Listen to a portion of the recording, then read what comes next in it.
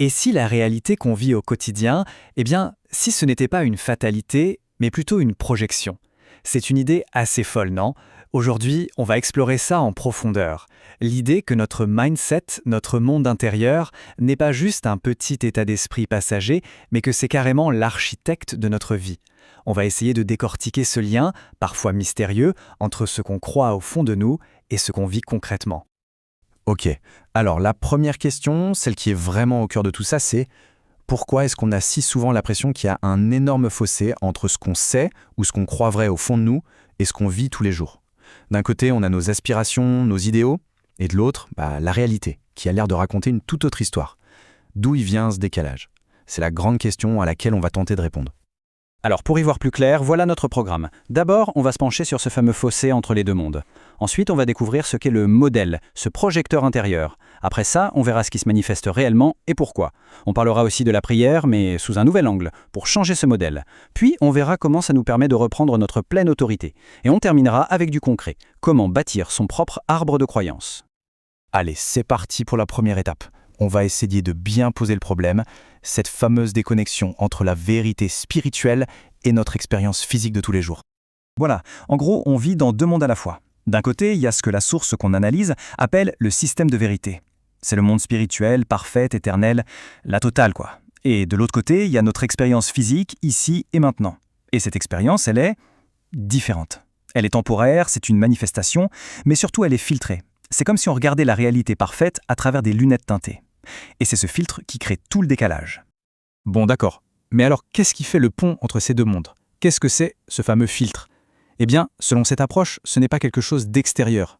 C'est ce qu'on va appeler le modèle intérieur. Et c'est là que ça devient super intéressant. Ce modèle, c'est notre projecteur personnel. Alors, ce modèle intérieur ou mindset, qu'est-ce que c'est exactement? En fait, c'est une sorte d'interface entre le monde spirituel et le nôtre. Pensez-y comme un logiciel, un système d'exploitation qui tourne en permanence. Il est fait de quoi? De toutes nos croyances les plus profondes, de nos expériences passées, des règles et des lois qu'on s'est fixées, souvent sans même s'en rendre compte. Et c'est ce logiciel qui va prendre la vérité pure et la traduire, la projeter pour créer notre réalité. Et là, on touche au cœur du sujet, le truc qui change vraiment tout. On n'est pas juste des spectateurs qui regardent un film se dérouler. Non, on est les projecteurs. C'est-à-dire que ce qu'on voit autour de nous, les situations, les gens, les événements, tout ça, c'est une projection de ce qui se passe à l'intérieur, de notre propre système de croyance. Le point de départ, c'est donc toujours à l'intérieur de soi. Regardons un peu comment ça marche ce flux. Tout commence avec le système de vérité, la source, appelons-le Dieu si on veut. Mais cette vérité ne nous arrive pas directement, non. Elle passe tout de suite à travers notre fameux filtre, notre mindset. Ce filtre va alors définir la perception qu'on a de soi-même. Cette perception, elle va dicter nos émotions, nos actions, et c'est là que la prière ou la méditation entre en jeu pour agir sur ce filtre. Et à la fin de la chaîne, qu'est-ce qu'on a? Notre expérience physique, le résultat final. Ok, on a le processus, le comment ça marche. Mais maintenant, il nous faut la règle du jeu. Quelle est la loi qui gouverne tout ça? Qu'est-ce qui, au final, décide de ce qui va se manifester dans notre vie, ou pas?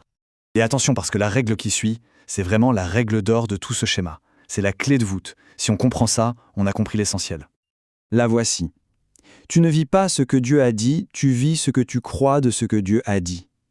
C'est puissant, hein? Le mot le plus important là-dedans, c'est croire. Ça veut dire quoi? Ça veut dire que ce n'est pas la vérité avec un grand V qui se manifeste directement dans notre vie. C'est notre croyance à propos de cette vérité. C'est toujours notre version filtrée qui prend forme. Et ça explique tellement de choses. C'est pour ça qu'on peut vouloir quelque chose de toutes nos forces et obtenir le contraire. Par exemple, on peut désirer la prospérité, la liberté, mais si notre modèle intérieur, notre logiciel, est programmé sur des croyances de manque ou de limitation, devinez qui gagne à la fin. C'est toujours le modèle. La manifestation, c'est le reflet du programme de fond, pas juste du désir de surface. Pour que ce soit encore plus clair, prenons un exemple que tout le monde connaît, le sentiment de rejet. Ok, imaginez la scène. Un événement extérieur se produit. Ça peut être n'importe quoi, une remarque, un oubli, peu importe. Maintenant, la question, pourquoi est-ce que cet événement, qui peut-être ne toucherait pas du tout une autre personne, va déclencher une blessure de rejet super profonde chez nous? D'où vient le pouvoir de cet événement? Eh bien la réponse, c'est que le pouvoir ne vient pas de l'événement lui-même. Non.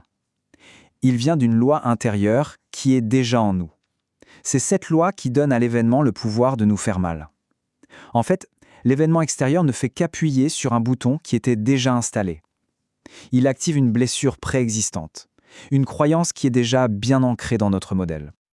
Ok, d'accord, on a compris le problème. Mais alors, la question à 1 million, comment on fait pour changer ce modèle? Comment on reprogramme le logiciel? C'est là qu'on va aborder la prière et la méditation sous un angle complètement différent.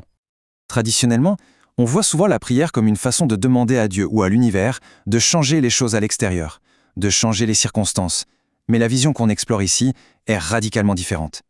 Ici, la prière n'est plus une demande vers l'extérieur. C'est un outil pour travailler sur l'intérieur. C'est un moyen d'ajuster notre propre modèle, de le recalibrer sur la vérité qu'on veut manifester. Ça se résume en une phrase choc. Prie pour construire ton modèle. Vous voyez comme ça change tout? L'objectif n'est plus d'attendre passivement que les choses s'améliorent. L'objectif, c'est de bâtir activement un modèle intérieur qui, par sa nature même, va attirer et manifester ces bonnes choses. On travaille sur la racine du problème, pas juste sur les feuilles. Et quand on commence à intégrer tout ça, il y a une conclusion qui s'impose, qui est inévitable, il est temps de reprendre sa pleine autorité. C'est une invitation à réaliser le véritable pouvoir de création qu'on a entre les mains. Cette reprise d'autorité, ça passe par plusieurs prises de conscience. D'abord, l'idée que le problème n'est pas une force obscure extérieure, mais plutôt l'autorisation qu'on lui donne à travers nos croyances. Ensuite, l'idée que le Christ a déjà tout accompli et qu'il habite en nous, ce qui nous donne accès à ce pouvoir. Le nom de Jésus, dans cette optique, ne serait pas une formule magique, mais la révélation de notre propre autorité déléguée. Et finalement, la conclusion, c'est qu'on est la lumière du monde, et non pas une victime des ténèbres. C'est un sacré changement de perspective. Bon, tout ça c'est bien beau en théorie, mais concrètement, on fait comment? Comment on passe de la compréhension à la transformation réelle de notre vie? C'est ce qu'on va voir maintenant, la partie pratique. L'outil qui est proposé est à la fois simple et super puissant. C'est de créer son propre cahier de croyances, ou un arbre de croyances. C'est une démarche active, un vrai travail d'enquête pour aller débusquer ce fameux système d'exploitation qui tourne en arrière-plan et qui dirige tout. Alors, comment on bâtit ce nouveau modèle? Voilà les étapes. La première, c'est d'identifier les croyances qui façonnent notre réalité actuelle, les mettre noir sur blanc. Ensuite, pour chaque croyance, on se demande quelle est la loi intérieure que j'ai créée qui lui donne son pouvoir. Troisième étape, on choisit consciemment de bâtir sur de nouvelles fondations, sur la vérité qu'on veut voir se manifester. Et enfin, le point peut-être le plus important, on commence à se voir, à se sentir, à vibrer comme si on avait déjà ce qu'on désire. C'est comme ça qu'on reprogramme le modèle de l'intérieur. Et voilà, on arrive au bout de cette exploration. Tout ça nous ramène finalement à une seule et même question. Une question qui n'est pas juste théorique, mais qui est un véritable appel à l'action. Si on regarde honnêtement ce qui se manifeste dans sa vie, dans un domaine ou un autre, la question devient quelle est la toute première croyance, la première loi intérieure qu'il serait le plus transformateur de changer dès maintenant.